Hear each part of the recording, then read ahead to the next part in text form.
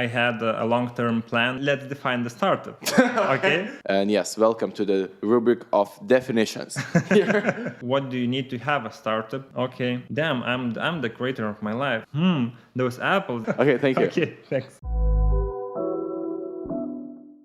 Welcome to UnderStartups podcast. So we have an episode 1 with a specialist in many fields. As I found in LinkedIn, a guy who just says that if it's not easy, then it's not ambitious. A person who is a business consultant, digitalisation specialist, a mentor. I saw that he had hosted a lot of hackathons, a lecturer, creator of an ISM digital lab, Gediminas Buivydas. So welcome. Hi, it's really, I'm really glad to be here. Okay, nice. So did I correctly introduce you? So I saw that you have a lot of fields and a lot of experience. So was I right? I think so.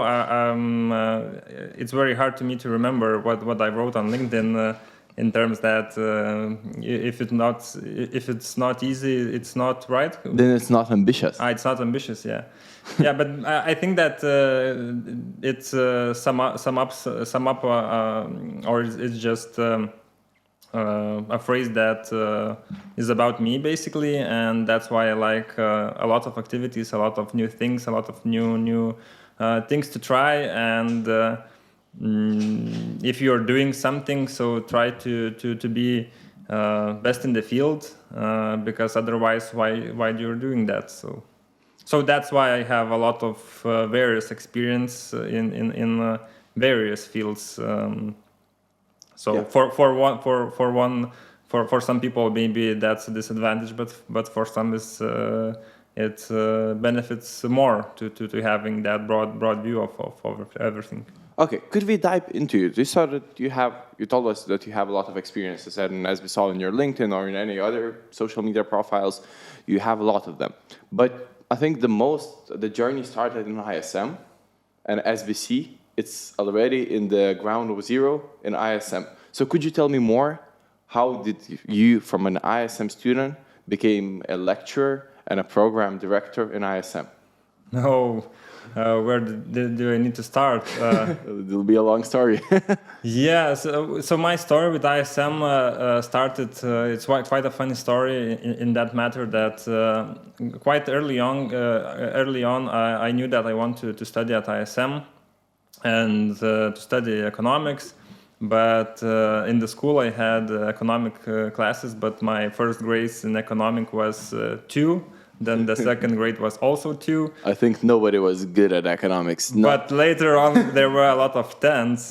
So in the end of the day, the general mark was okay. But yeah, so that's how I started with economics as a general, and later on I joined ISM and studied bachelor in economics, and later on in master's financial economics. And the reason why I studied financial economics was that back in the days, everybody said that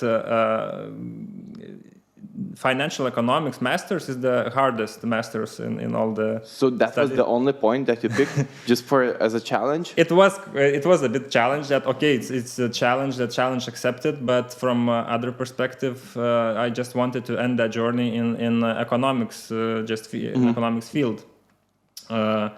But surprise, I started working from second year in the bachelor, and I worked in a bank at the time.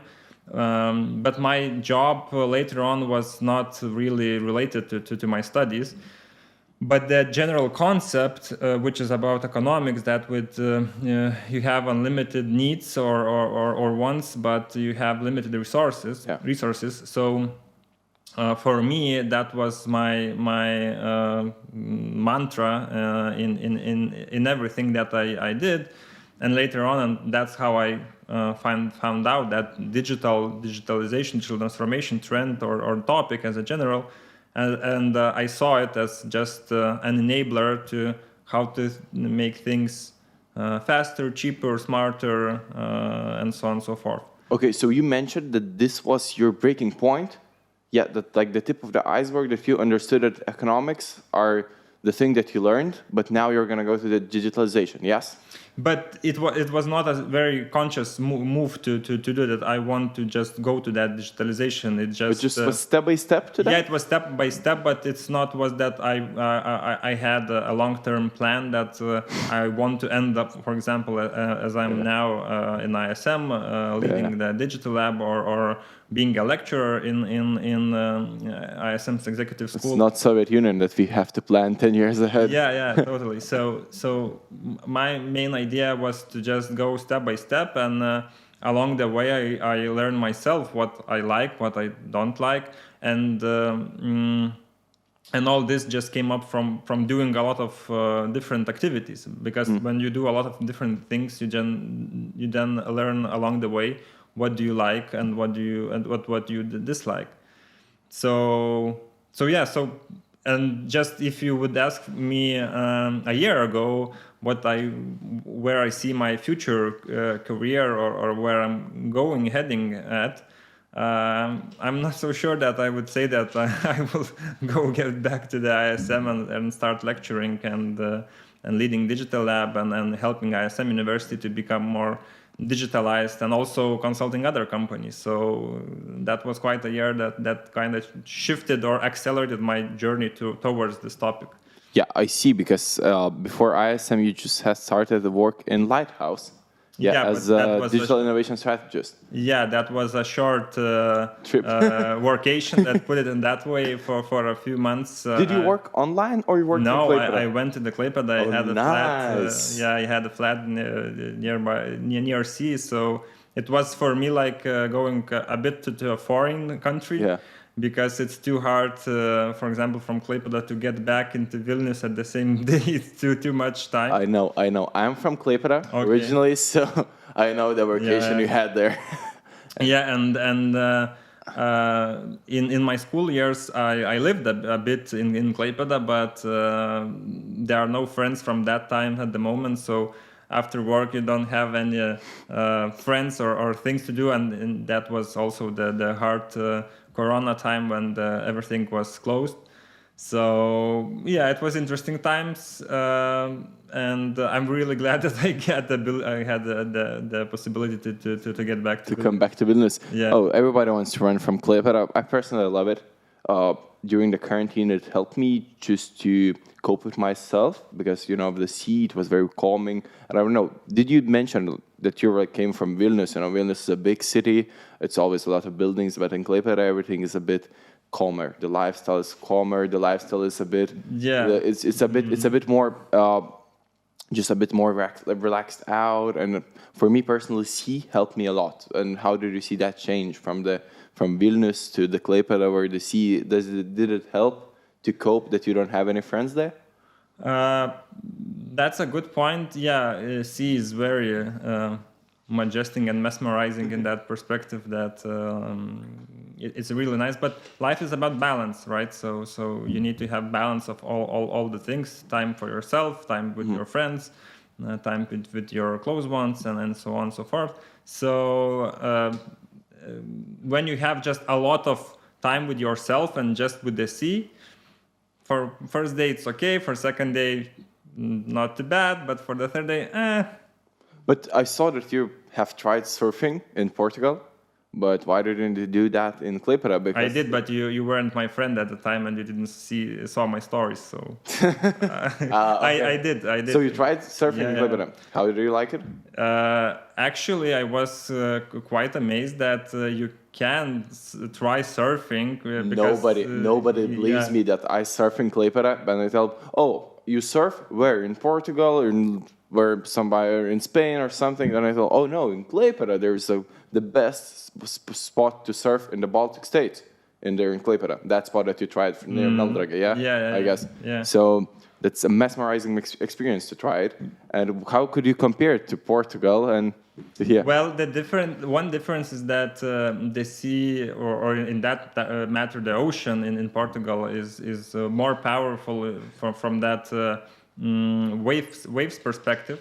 But in terms of whole experience when you are learning, Melnrage have quite good waves to do that, and it was not that it's okay in Melnrage, but you cannot compare with Portugal. Portugal is way better. So for the beginners or in general, we have that ability in Lithuania to just go and try it. I think it's amazing, and it's really amazed that okay, it's quite nice experience, because my expectations was quite low for it's very that. undervalued, there. Yeah. But so okay, you mentioned digital lab concept. So when you came back from Klaipeda, you had an invitation from ISM to create this program, or how the relationship between you and Dalius Misiūnas helped here?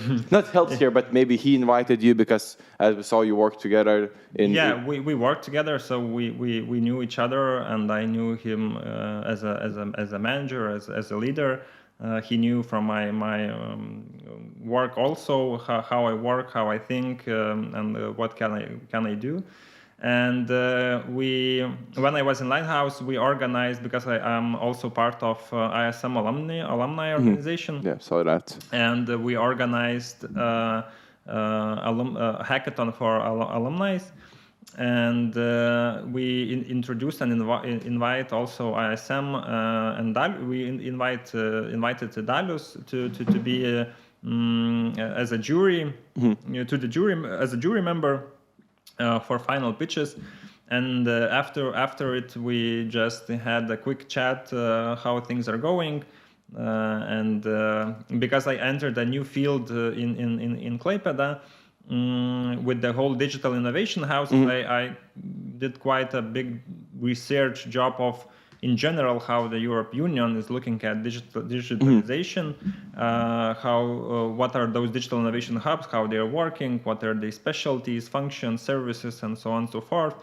And why I joined was that I really liked of the idea to help companies to become more digitalized, and there's different ways that you can help a company. And I just shared with Dalius some thoughts that I think that ISM has their very great asset is that they're ISM students.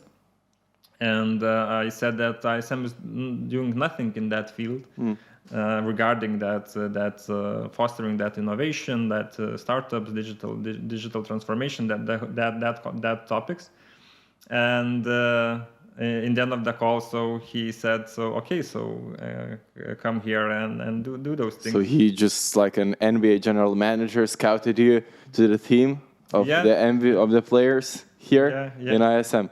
Okay, nice. So okay, could you tell us more about the digital lab concept? Maybe like your idea, because I know that you're an innovator, you're visionary, so you have to have big ideas. What's like that idea, that your dream of the digital lab concept? In the end of the day, I would like that, or how I see this lab could evolve, is basically we have a lot of great things in university. Yeah, we have young students, young people who are eager to learn new things, to try new things, and they just need the methodical help how to do that. They need maybe sometimes network for the right people to talk, and so on and so forth. What also ISM have is its alumni network, and usually typical ISM alumni is working in good and big corporates, usually in leading roles or managing roles, and usually they, from the financial perspective, they are quite good with financials. Meaning that they know business challenges that they are facing. They have personal monies that they could invest in possible startups. They could bring possible business challenges for the people that want to solve. And if we just making all together that those business challenges, the money that all ISM network basically have the students that want to try new things and learn. And if we will add to this whole mix other students from other universities like programmers, designers, and adding some extra innovation mentors to this whole mix, we kind of get a good setup for a new potential startups to born, because there are different way how to startup could born, and there is also a big trend in big corporate organizations to just have various spin-offs of how they could evolve from their traditional business model to some new innovative, including digital. So basically, what I would like to do is to involve all of these counterparties to make the best synergy of that. But yeah, it's easy on a white paper to just have the whole picture. It's much more harder to implement that, and that's why we're going step by step by just looking at, okay. And the first question what we said to us also was, okay, how many students in general we have that are interested, that have some ideas, what challenges they face, and try to work with that people first and try to solve their problems first, and later on we could grow this into a more bigger thing, which could lead to my personal dream is to just be part of a new unicorn. So I hope that maybe this initiative could help to do that. Okay, so yes, as a part of a unicorn, but now it's not, maybe not today, not tomorrow. You need a couple months, couple years to become a unicorn. But how do you see that? What would be the MVP for the digital lab? What would be an MVP? I think that what we are working on that MVP right now. Yeah. So how do you manage it? Maybe what would be the main aspects, because we cannot fit all in. But what would be the main points, or maybe one thing that you like now we should start from in the digital? I think that it will mean not just one point with what we will start, because what we found out talking with students that are part of digital lab, they have different experience and different needs. And what we see from now that we will have basically a few streams that we will work on. And we will help those people, for example, who have no ideas to work but want to work. So at the moment I'm talking with various companies, and I think it's not a secret, I'm talking with Oxylabs, the company that is quite famous in tech community. So we're talking that bringing some their business challenges that we bring to the students, that we can try together to solve them. And those challenges are based on that how we can create more value or create new business ideas with the knowledge that Oxylabs have, and see what are the challenges. Because at the moment and in the economics that we have, the main resource is basically people. Yeah, and people who are smart, who like to solve challenges, who sees a lot of problems that could be solved, rather than I have a lot of ideas but I don't know where to start. So you see this as a hackathon concept, but just not in that 72 hours, but in real life, where Oxylabs gives you a challenge for students. They like try to, through the couple months, try to solve it, give an explanation or the solution to Oxylabs, for example. So it's just a hackathon, but in such much longer time, with more help, with more mentorship. Yeah, so to answer that, we need to also define what is the hackathon, because just hackathon could be just 1 day or 2 days workshop. Let me do it. Like for me, and hackathon, I've participated in a couple of them. So for me, it's 72 hours or 48 hours. So usually a weekend. We started Friday, we ended Sunday. Sunday is always the pitches. So 48 hours around that. Friday is usually to meet up, present the first ideas, just the ideation phase. The Saturday is for first of the day is for creating the concept, searching for it, doing market research. After that goes mentorship. After the mentorship, I see usually there's we try to build some kind of MVP for that. On Sunday morning, you have one more mentorship session, then building those presentations. And on the evening of Sunday, usually we present, and then we get the awards. So is my concept a hackathon all right? Or Maybe you'll had something. Well, there is no right or wrong concept of the hackathon. I always say, let's define the problem that we're solving and then look at, for example, if we want to help the students, then in that matter, there are different concepts that we can work on. And the hackathon structure that you mentioned, so that's just the one way to organize, or to have that organized, that hackathon. But there could be very different content within those 48 or 72 hours. Of course. So hackathon is basically just 2 days or 3 days time frame when the team comes up and tries to solve some challenge. Okay. And that's it. That's the minimal requirement. And good Wi-Fi, good have electricity, pizza, and coffee. Definitely. Yeah, pizza, coffee, and maybe some energy drinks. Yeah, that's the minimal, basically, requirement. For also, no sleep. No sleep, because you cannot base the hours. That's why you need Red Bull to have. Yeah. Wait. Energy drink, not Red Bull. We cannot. Yeah, I just thought that they are not sponsoring it. Yeah, maybe we'll have to give the shout out to them and ask for something more. Okay. Okay, so you see this as big hackathon, as a long hackathon for example, for Ox Labs or for any other startup, just for the students to cope with real problems and to get some more practical knowledge. Yeah, if you would like to put it that way, we can. I don't put it like it's so a big... how would you put it? Just tell me more, because I'm trying to understand it. So I basically put it like as a club. Okay. Yeah, and that we have a lot of different activities. Yeah. One of that activities I just mentioned with Oxylab. Another one, for example, is just creating professional hackathon teams and mentoring them and sending to various hackathons and helping along the way, like in e-games.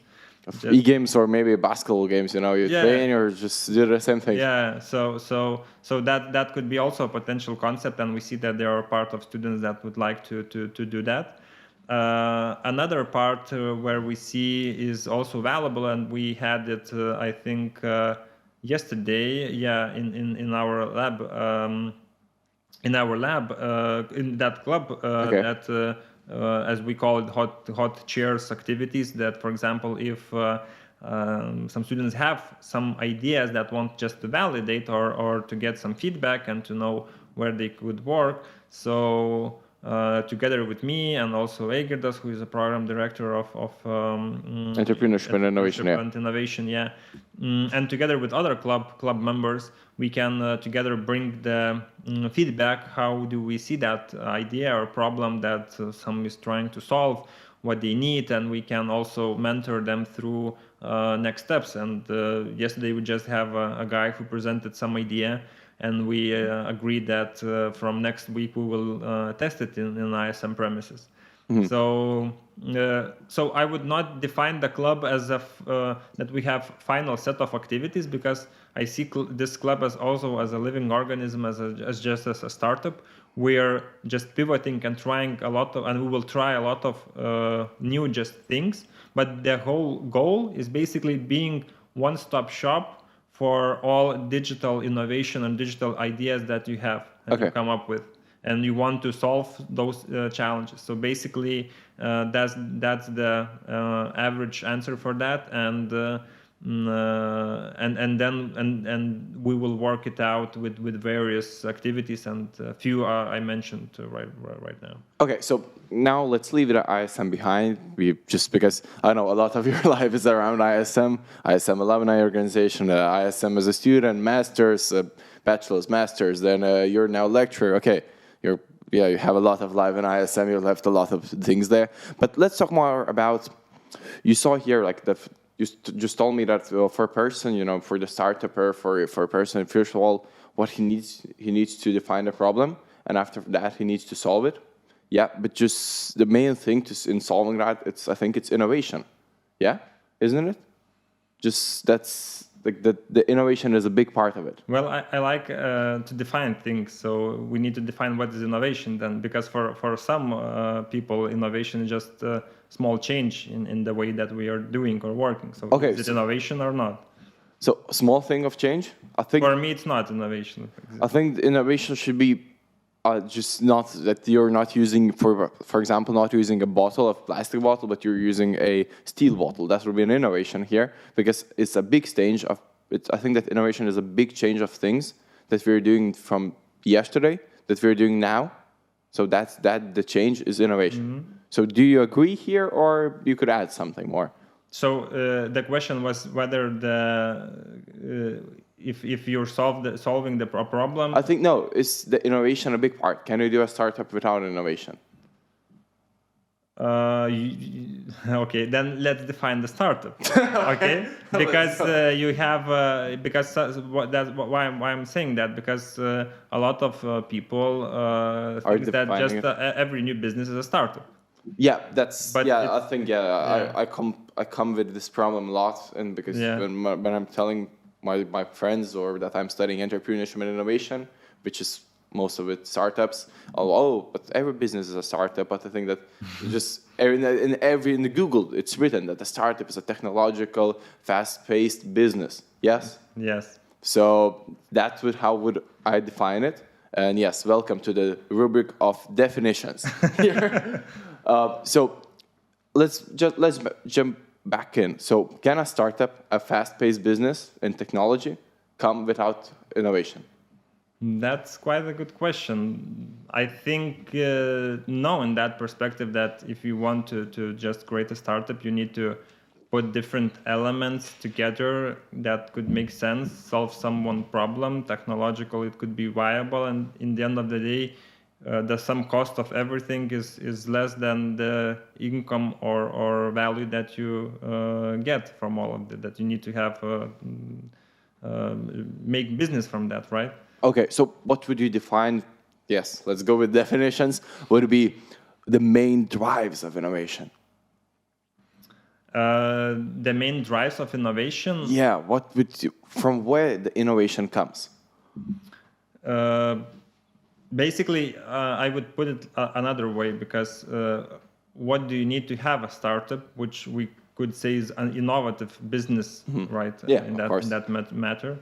So from a startup perspective, you need 3 core elements. Yeah, you need to solve someone's problem, whether it's B2C, B2B, whatever is your target audience. So you need to understand what problem you are solving and how big is the problem in terms of market size. Then you would understand whether that solution later on that you would come up is scalable or not. Yeah.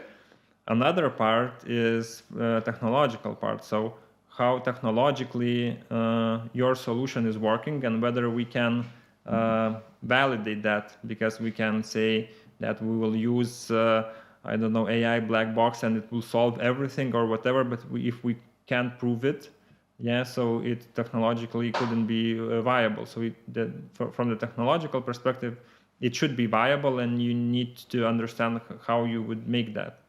And the third part, which is important, so you are solving someone's problem, so meaning that there's some change of value. So you solve the problem, and someone needs to pay for that.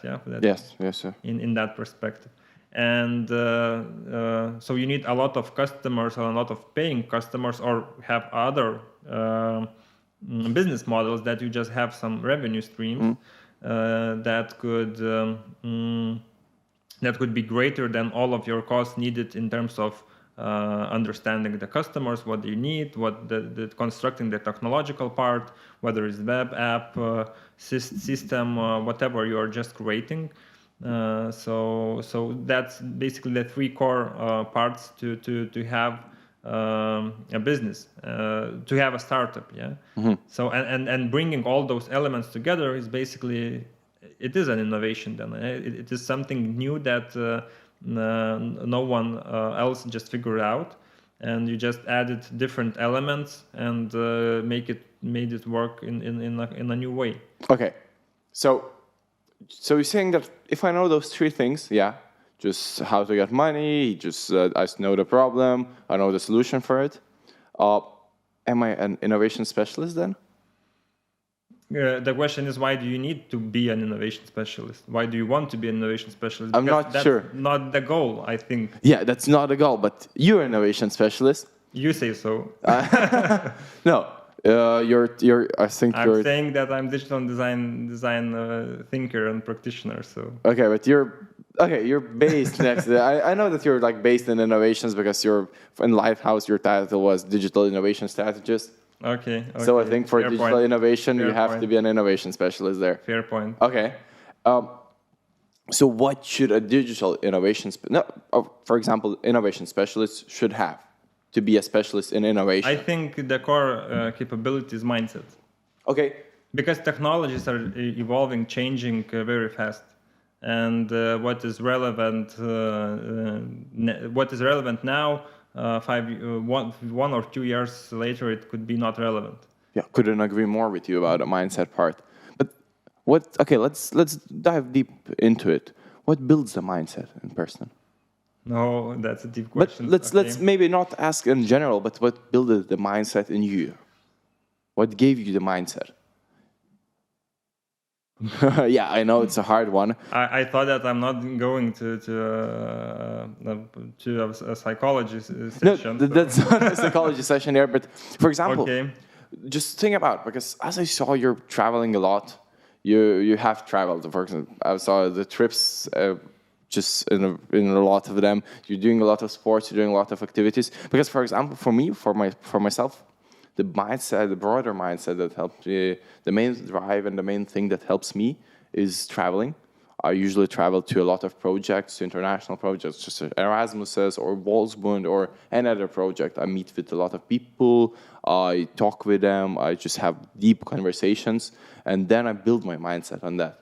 Also, I see a lot of things. For example, just the last weekend I've been to Copenhagen, and for me, just a simple thing for them, just biking to their jobs and the infrastructure of biking, for me was it's an innovation there. Just look, I came back to Vilnius and I'm seeing how we could implement it.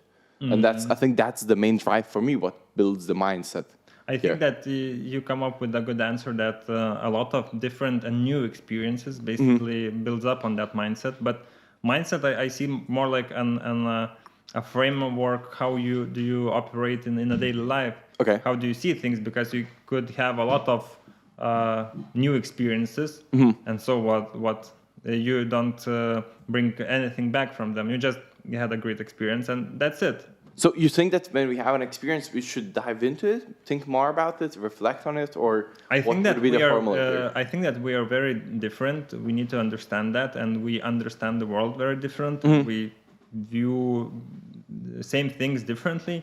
That's why it's very so hard to just, for example, to go with I don't know, one product design or whatever, because it would not be that one design would be liked by everyone. Okay.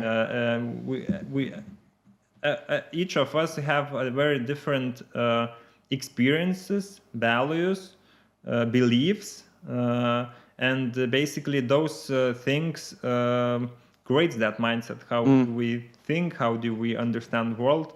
And whether we see this mindset as a beneficial thing to our personal growth. For example, for me, it's very important to have that personal growth. And there's such a theory that there is a fixed mindset and growth mindset people. Oh yeah, I know. Did you read Two Mindsets, the book? How is it called? I think it's just mindsets. Not it could be something around that. Have you read it? I'm not sure. I haven't read the whole book, but maybe I could just read it a short. Yeah, because I'm familiar with the concept because of that book, and I think it's a great concept that you can have that there's a fixed mindset and the growth mindset, and how much the growth mindset it gives to you. Because just with a fixed mind, you're staying in one place or just usually degrading.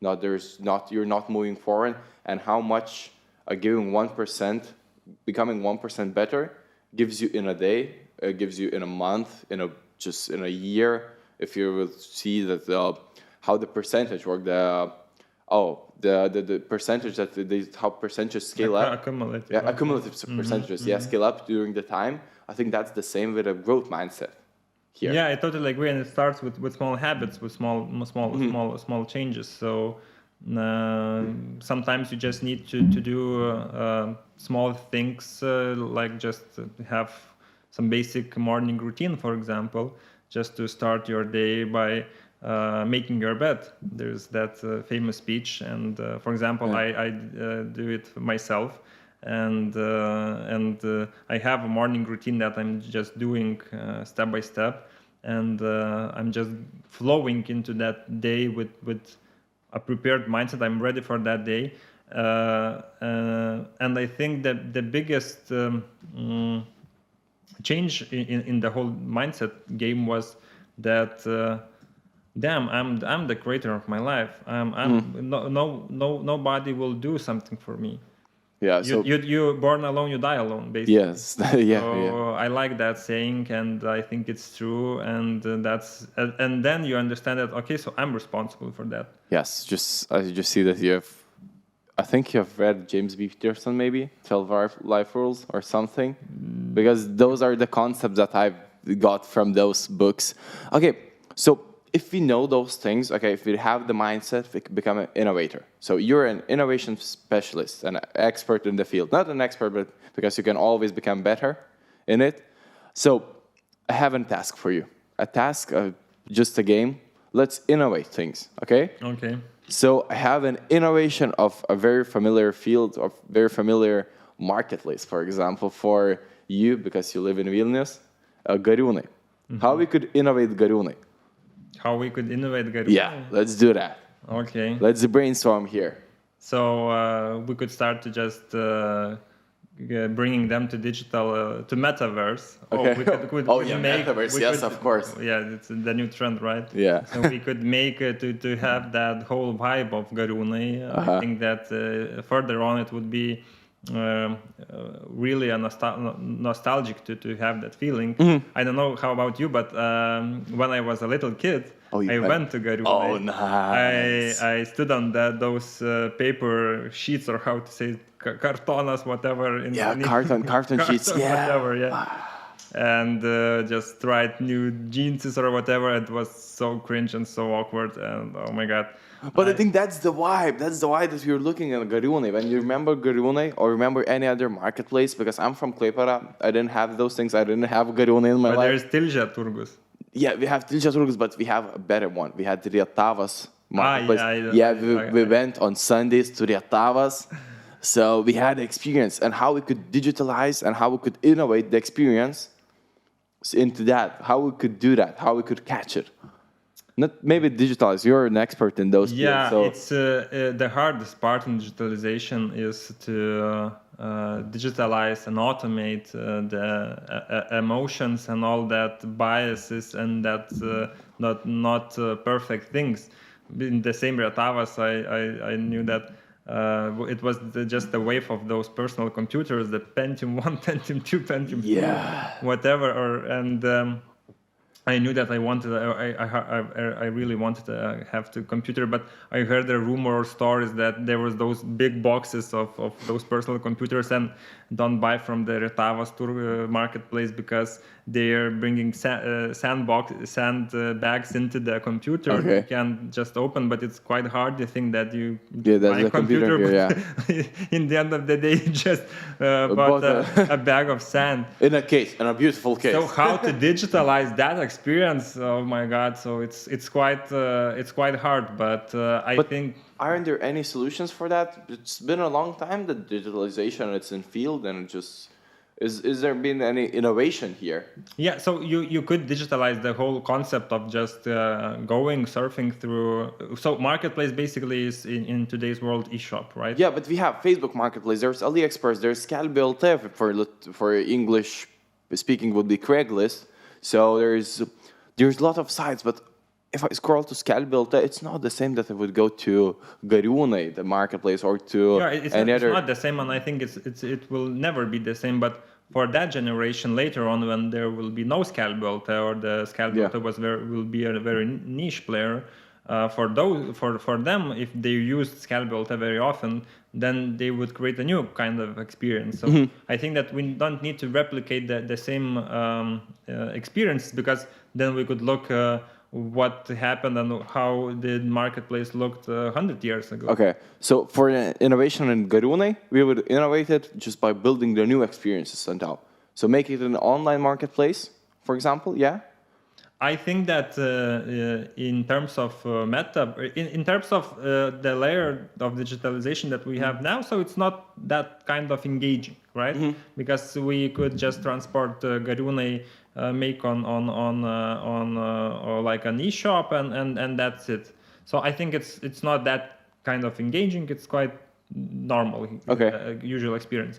But what will bring virtual reality, augmented reality, I think that could expand those experiences or bring totally different target audiences and create a new opportunities for businesses to have that authentic marketplaces in metaverse, for example. Yes, of course.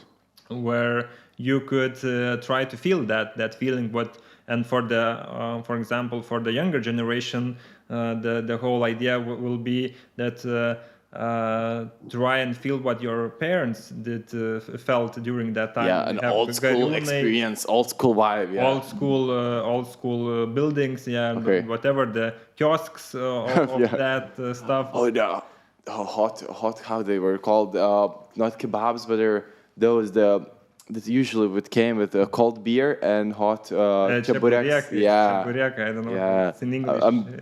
I don't think that they have. They're just too iconic for the culture. But yeah. So and it will be quite hard. But I think in the future they will manage to do that. Also there are also a lot of startups with smell, transfer smell during through the technologies. Later on, also I think that the technology could be quite good at taste as well. Yes. Because there are a lot of also doing innovation in that perspective, and we could taste, smell, and even feel in that metaverse. So if you saw the Ready Player One movie, no. I recommend just to understand what could the possibilities be in that metaverse, and it will be just easier to replicate the physical world into that world, because now we like in a two-dimensional game basically. Yeah, of course. We don't have those other experiences. We don't fulfill the 3D, yeah. Yeah, we just what we are doing. We just moving. It's not necessarily where you live. You can be connected, and you can buy, sell things. So and with cryptocurrencies, you can move further on. You can just buy from random, I don't know, African women some. Things that they create, some jewelry or whatever, and to not have that in local currency, which could devalue. You could just make it all in cryptocurrency. So we could make it more in that matter. More worldwide, the Gariunai. First of all, we could make it more. Maybe add some more just the trends with e-wallets and just e-things. That's it. But another challenge is, for example, to replicate the Gariunai, those people who are selling them, to move them to a new dimension, is the hardest part. Because I think that's impossible to do that. And maybe their sons, they're just their relatives, their younger ones. Yeah. And that's the main point in the whole digitalization, and whether we're talking now about innovation, but traditional businesses also wants to innovate to be leaner, more effective, earn more money. But the hardest part in all of these projects are people. So I like to say that technology is there. We can do a lot of things, but basically people is the issue, because we don't like to change, or in that matter in the Gariunai, it's quite hard to do that with those people. We need to bring on new people who just could create that and sell. And in terms of economics, that's not a really good thing, because for some part and for the aging group of people, we are pushing out of the economy as we know today as the economy structure. And so how do they earn money? Okay, but now during the COVID times, we had a COVID, and we still have it here. A lot of companies, a lot of governmental just institutions moved from the offices to online world, and just as they call it, digitalized. Yeah, but do they? Did they? Is it just digital? It's like what's the difference here from the digitalization or digitization here. It's the hardest word to pronounce, but you understood what I mean. Yeah, and I would add the third term, digital transformation, because there's three layers. Wait, let's start from here. Digital transformation. Yes. Okay, Yeah, maybe so a couple more times, and then I'll be specialist here. Okay, so first layer is basically digitization, right? Yeah. So being just from analog to digital. So Yeah, that's so the main thing that happened here, yeah? Basically, yeah. If we have, I don't know, physical contact, physical forms, physical Yes. paper, physical agreements, physical payments, Yes. we just bring it to the Online world, and we are digitized because we have digital in that matter. But everybody's advertising that, oh, we're very digitalized. Yeah, we're just very innovative here. But what they did is just move their papers from a form of A4 paper, just that you had to sign, you could sign it online. So yeah, so that's the first just step to do that. Another step, for example, okay, you just, for example, now you're calculating not on the paper, but for example in Microsoft Excel. Yes. Right. So you're in that first layer. Yeah, you are digitized. You have digital technology, digital data. Yes. But you are not making the full benefits of it. The second layer is that digitalization make use of the digital infrastructure, digital channel, digital data. Yeah. And in that example of Microsoft Excel, you're using some BI, business intelligence tool, for example, Power BI. Okay, but can I stop you for a minute? Yeah. What's the difference of BI and AI, or just first of all, what's the BI concept here? Just BI is business intelligence, meaning that BI tools helps you analyze the data better, and but there's nothing smart in that. Okay, it's just the visualization tool, how you visualize the data, because previously you analyzed the data in Excel. Yeah. You made maybe some graphs, and you just then usually put it on PowerPoint and then present it to the manager's board or whatever that you need to present. And you always do that manually, basically. There is some automation in terms of data, but basically it's not that automated, and it's not that intuitive.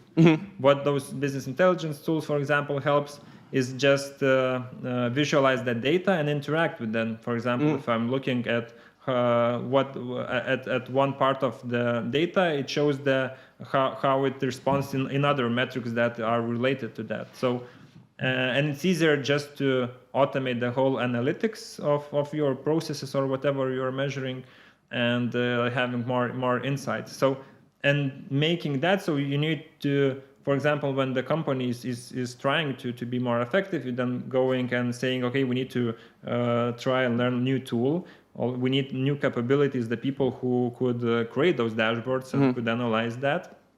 And by doing that, and the whole scale is basically making the you are in that second layer, digitalization, because making use of new technologies in that perspective. Okay, so what would be the leap from the second layer to the third one? Yeah, so and then the third layer is digital transformation, and that leap is basically that by having a lot of data and knowing your customers, you could find out another new innovative business models. Okay. And you could just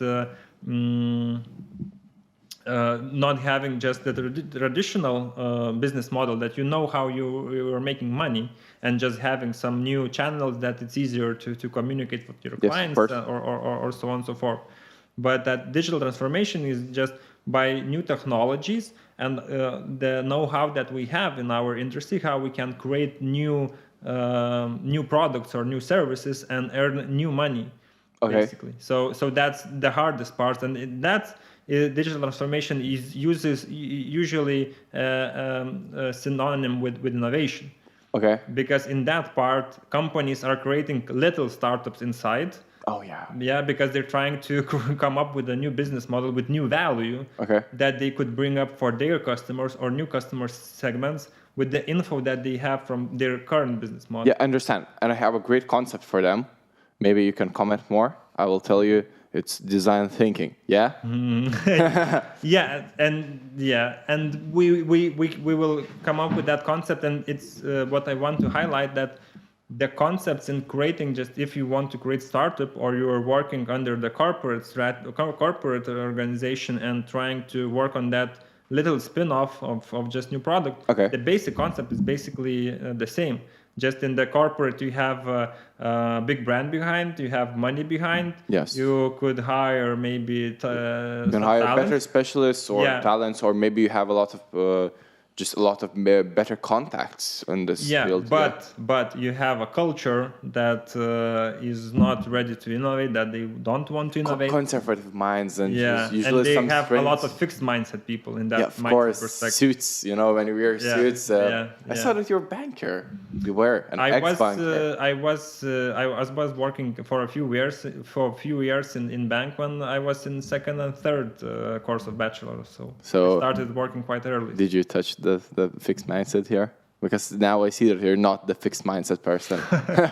I think that not the organization or clothes defines your mindset in general. So yeah, I know, but that matter. But usually when you're talking, when you're talking about startups, crazy people. You're talking about actors, poor people. No, not actors, maybe just artists. Usually that's the trend in the universe here. When you're talking about bankers, rich, conservative, suits-wearing people.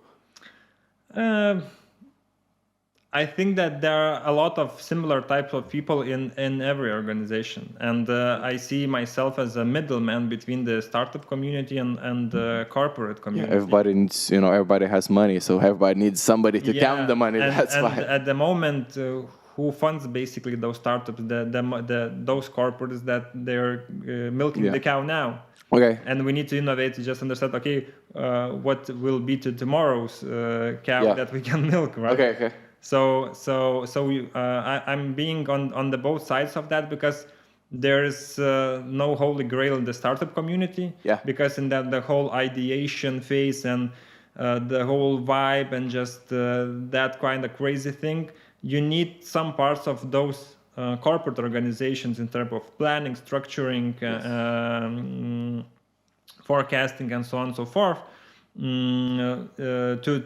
To make use of that whole energy of that craziness, ideas, and so on.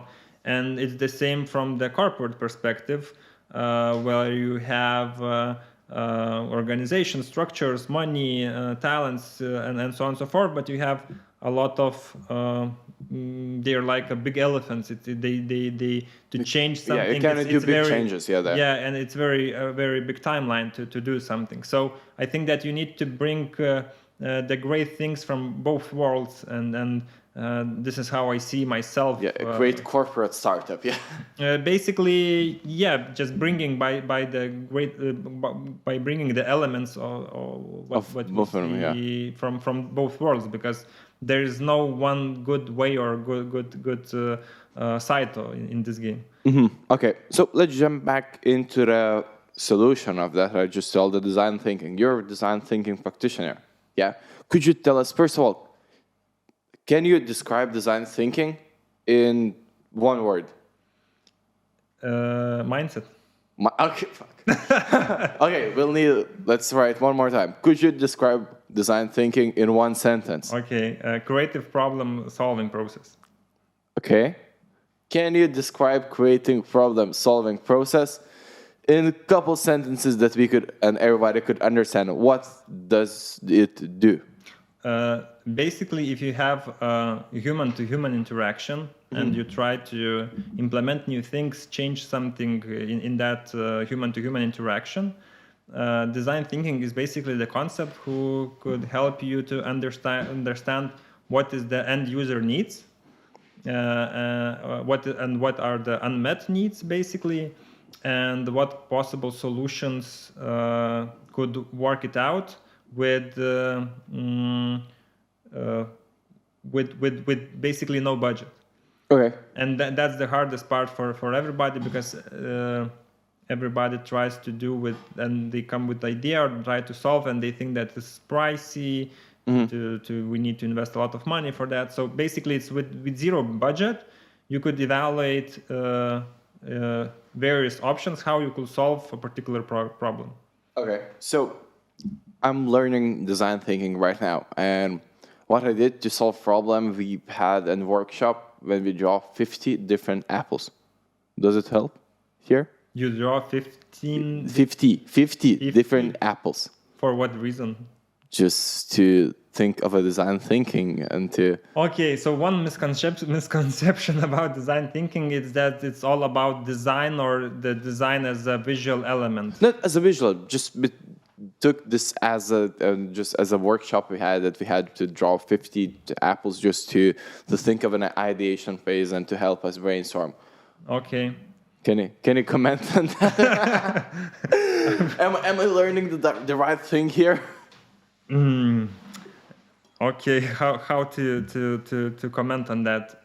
I think that there's no right way in a way how we can learn it, or as I think that what we discussed previously, that you need to have a lot of different experiences, try to different new things, and later on you just would understand that those apples that I just drew.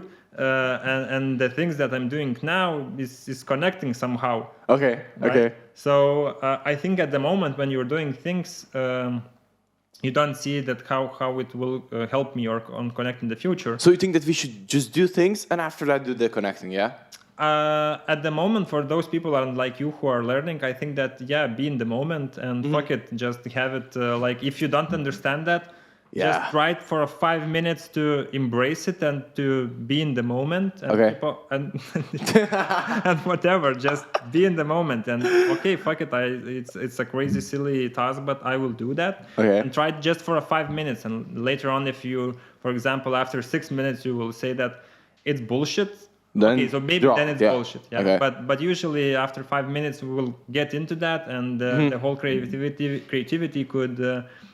Just start to work on that. And I think why you're doing that task is basically there's a few parts. One is to be creative, you need to connect unrelated things. Okay. And there's a lot of tasks or just activities when you're trying to foster that creativity in you. Just try to connect, I don't know, bottle, table, and then digital element, and let's try of what could be of the new solution that with bottle, table, and digital stuff, right? So one thing is just connecting on unrelated things. Another thing is we need time to just turn on that creativity mode in our heads. And for example, when I'm solving some challenges with various teams, we have some tasks also that we have for 8 or 10 or minutes just brainstorming, or for example 8 minutes, and in each minute come up with new idea. Okay. And 8 ideas during those 8 minutes. And after just 4 or 5 minutes, then your whole creativity starts to kick in.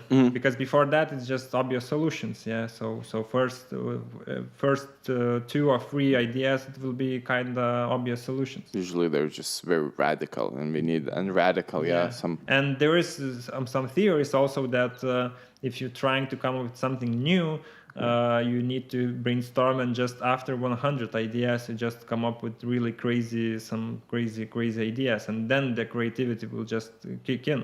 But I think that this is just like a habit, and also a part of mindset. How do you think and see? And if you practice that every day or for some time, then it would be easier for you to see things differently and try to connect those and see, okay, what will it end up with if I do this and that. And so I think that's what you're doing, just, with that mindset perspective. Okay, so but just so design thinking is about that. As I understand it, from in personal view, that we drew 50 apples, for example. Yeah, just let's use those apples. Let's follow them and let's go with them. I drew 50 apples. I take 5 of them that I just see, or maybe my peers see as the most beautiful ones, the most useful ones, for example, the apples will have to pick the tastiest ones. So the 5 most tastiest ones, looking most tasty. We take those 5, we grow them, or maybe make something from those apples. We take those, we try them, taste them, and then after those 5, we take the one that you think that are the winner, and then we test it in the market. And then we sell, and we have a branch, and we're millionaires because we sold apples because we drew 50 apples. Okay, I'm just trying to follow up with you. Yeah, Where you're coming? Was it clear with the concept that I see of design thinking? That's how I understand it. I just tried to figure out how do you taste the apple that you drew. You lost me in that. Yeah. moment. Okay. So we drew 50 apples. Yeah. We have 5 apples, for example. So gold ones, red ones, okay. black ones, so maybe with some patches. Okay, we grew apples. For example, let's skip that thinking. We have those apples. Okay, we grow. We take 5 of them. Okay. We grow them, or we make them, or somehow we just magically make them to appear. We have 5 apples on the table. Yeah. Then we taste them, those 5. Yeah. So maybe 20 people, 30 people taste that. Yeah, okay. So we do a little market research. Okay. We take a and winner. Then evaluate which apples are they have the biggest demand. Yeah. Right? Take the winner and put it in the market. Okay. Am I a design thinker now or not? In the matters of elements, a design thinker, let's put it that way. I think that the whole life cycle of what you said, that it's for me, from the design thinker practitioner, is quite long, just to groove them and then. I skipped some parts. I would buy from local shop just to evaluate. But basically, I put it in another way. If I would like to, because we need to understand, and you skip the main part. Okay. What problem you're solving? That I'm solving a problem that nobody brushes their teeth, and as I know, 1 apple a day keeps doctors away. Okay, I haven't heard that song, but that's just an assumption, right? Okay, if I ask a medical doctor, then an apple a day keeps doctors away. And for example, then if she says yes. Okay, but do your customers are aware of that? So that's how I'm gonna market it, the apple. Okay, is it relevant for them enough that that's why I want to buy an apple? Not sure. Usually I pick the apple because it's healthy, healthy snack, healthy lifestyle. So what your problem are you solving? Not sure that. That's the point. Because if you're solving the problem that how I can help people who don't brush teeth, you can then come up with a lot of ideas in how to help that. And maybe just apples will be just one of them. Okay. Another perspective, you just want to be the best apple seller, for example. You would like to evaluate or understand how do people choose which apples to buy and where do they buy and why. That's the questions I will start asking. And by doing the research, I would find out what apples are the most popular for what groups and in what parts they are and in what local stores or shopping centers they're buying. So you would do a customer journey map here, yeah? Yeah, I would start with that, and then I would understand what apples I need and where to sell it and how to promote them. Okay, so this whole process would be called design thinking then? Or just a part of it? Let's dig into the concept here. So the concept is basically of a few basic steps. First is empathize, understand your end user, understand what are the needs. So regarding with that Apple examples, this part will be just understanding and speaking with potential customers, how they're buying and trying to understand how they're buying apples now. Okay. What are their preferences, why they are so, and in which place they buy. What do they like or don't like about paying apples, and try to understand the eating habits in terms of apples. Because later on, maybe I will find out and come up with some ideas that maybe I will sell Apple as a service. If, for example, for some parts of people it would be needed. So the first part will be just understand how they're using the product for now. So product is the Apple, right? The second part, then when I will do that research, I will have a lot of information. Okay. And I mentioned previously that everybody of us is different, and we will have different experiences, different preferences, and so on and so forth. But usually there is a majority of people who would like the same preference. Yeah, so when we will ask for I don't know, 10, 20 people, we will see that some patterns will start to emerge. Yes. And that's the whole, those segmentation or segments, will highlight.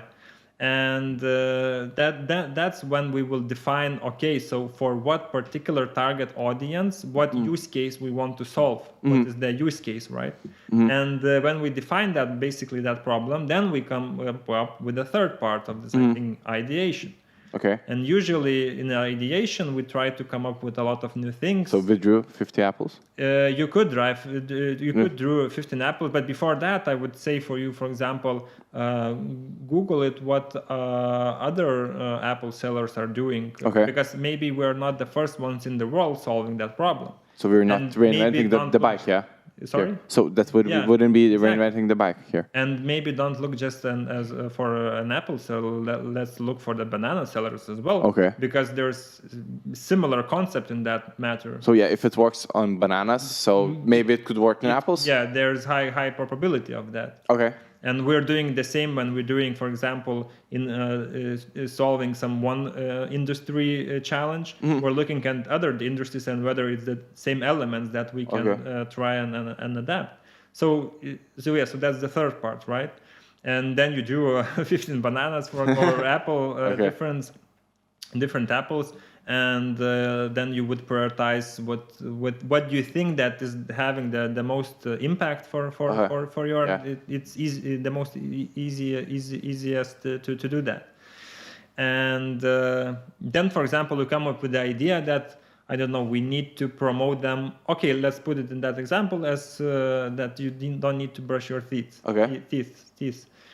Okay, so then the fourth stage of design thinking will start is the prototype. Yeah. So how we can test it before actually paying a lot of money for the commercial providers, for the channels, and so on and so forth.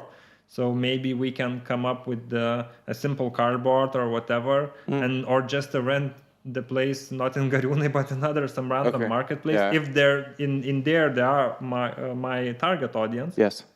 So I need to understand where they are and try to just try to promote that these apples are different from those apples, because these apples helps you, for example, with the brushing of teeth. Okay. And then you would evaluate whether that concept is working or not, and then you could receive feedback, what is working, what is not, what questions do the customers ask. And in that matter, you after that testing part, this is the fifth part of the design thinking, so when you test the prototype. So then you come up with the whole information you have, and you start the cycle from the beginning, because you have a lot of information now, what needs to be done. You evaluate, okay, so what the potential problems I need to solve, how I can solve them, and try to create new prototype and test it. And the whole cycle just goes around and around. Okay, so a design thinker, a practitioner of design thinking, is it an analyst or a creative person? That's a good question. If I would choose, I would say that you need to have a mix of both. Because, for example, I'm more an analytical person, and from my educational perspective, I saw that. Financial economics, but I also try and investing my time in that to be more creative, and that's why I'm trying to be in the whole startup community as well. But I see creativity from analytical perspective. I see just creativity as a tool, how I can achieve things faster, because I'm a fan of that 20% of your 20% of what you're just doing will bring you 80% of your result. Okay. It's Pareto. Pareto law. It's I think the most popular, most famous one. So, but from economical thinker like me and an analytical thinker, I just see this as a way or concept how to think, do things faster and easier. So do you see patterns in creativity? I think that there are definitely there are patterns, and that's why there are some experts in the field, in the commercial, in the marketing, and so on, because they understand how human brains work, and they have a lot of experience through time. And artificial intelligence, the same with human intelligence, we just see some patterns, but those patterns are just a replica of today's world. If you want to innovate and just to be always fresh, I think that you don't need to always have that expert mindset in you, because experts are the worst innovators in that matter. Yeah, because the guys are doing everything by the rules. So okay, we have and they see that, and they say that we tried a lot of things, so I know what works and what doesn't. Yeah, of course. But different times, different peoples, because different they have 30 years in experience, and right, you're a young person, you cannot tell them. Okay, so we have big institutions, for example, governmental institutions, that are saying the same thing like through all the years, that we cannot innovate, we have done everything, we have done all the research. Could we implement design thinking into government? Yeah, we could, and we could implement in the whole policy structure that, for example, we don't, before the new law or whatever that we are implementing, we could try and emulate how those processes would work and involve the end users, which are people. Of course. How would they do that? They try to do that in another perspective, but it's more like a formality rather than doing a big change here. Yeah. So I think it's once again, in terms of mindset, you could do that formally. Okay. Design thinking concept as well, but it's not in that matter. I think. To be a successful design thinker, or to have the successful implementation of the whole idea, projects or initiatives, and it's the same with organizations. You have to have ownership feeling. Okay. They have to, for example, who wants to implement that, they need to have, and I'm reading now a book which responds very well of my understanding of ownership. It's called Extreme Ownership. Oh yeah, I've heard about it. Yeah. So and when you're extreme, and when you're really an owner of some problem, then you understand that you are responsible for what we are getting in the end, and you don't look at the process as just a formality of how we can just involve and just have a tick box on something. Yeah. But you really try to understand what are the challenges, how they feel, why they say that. Because I see in a lot of workshops, for example, somebody come up with the idea and then try to test it, and the user says, I don't know what to push now.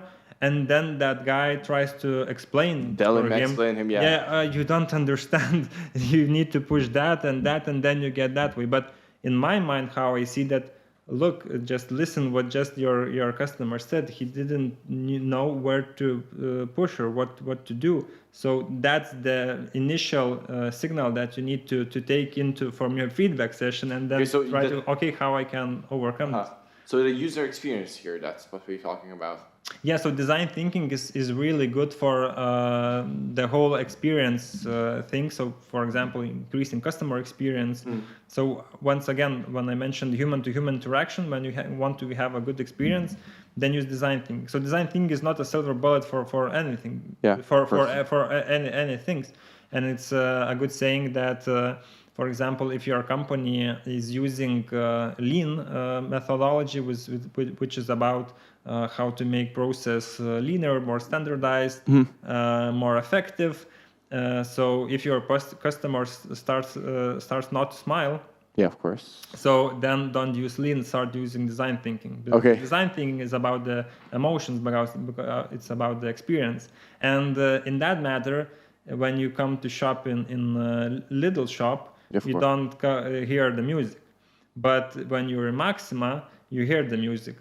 And for example, because they want to have better emotion in Maxima in general, because they think that you would buy maybe more. Okay, so more in time. Maxima, hype up, yeah. And Lidl have different strategy, and that's okay also with that they would want to be more efficient, don't pay royalties for the music, and they want that people would not stick around for long in the shop, that the turnover would be Okay, high. but I think, like personally, as an experience, let's talk about as users. Let's be Yeah. on the second end. As a user of Lidl, I think Lidl is the main option for me always. It's in Vilnius Gatve, the G9, so Yeah. it's on my way home from ISM.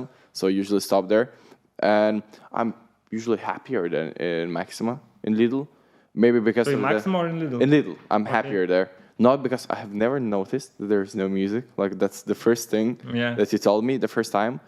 But I think that just the concept that like the layout of the shop. I know how it's laid out. That the dairy products are in the back.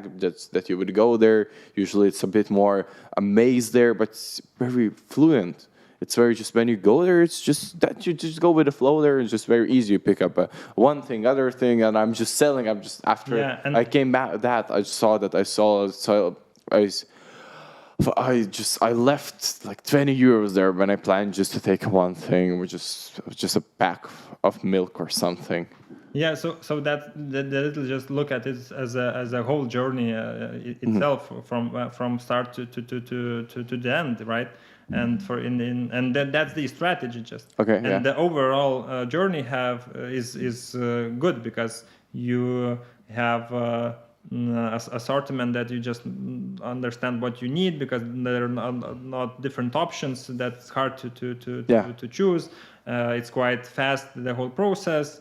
Good quality and so on and so forth. So in customer experience, different elements is with different importance to us, and it could be just calculated as a formula, because different experiences matters different weight, and overall experience affects whether we will go to that shop again or not.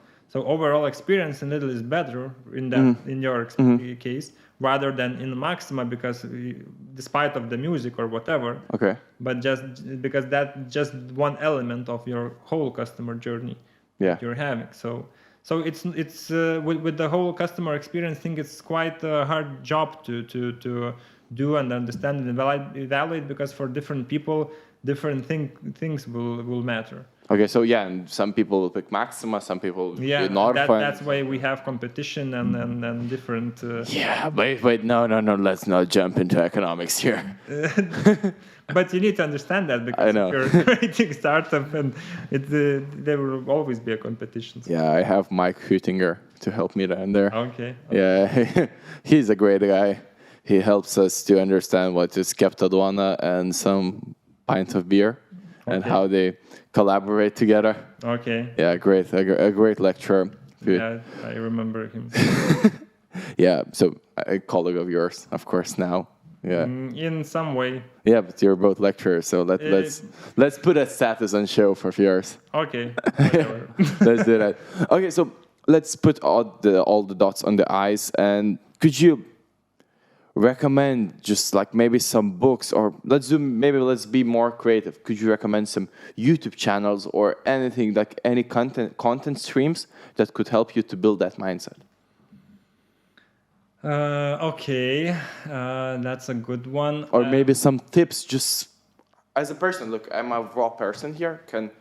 How could I start, and where should I start, just to be more innovative, to try design thinking in my life, to design my life? So you will be that just by doing. So start doing, and if you have some idea, start to. I have sometimes people just coming and asking, I have some idea what I need to do, and my usual answer is just go today or tomorrow and talk to potential 3 or 5 customers, and then.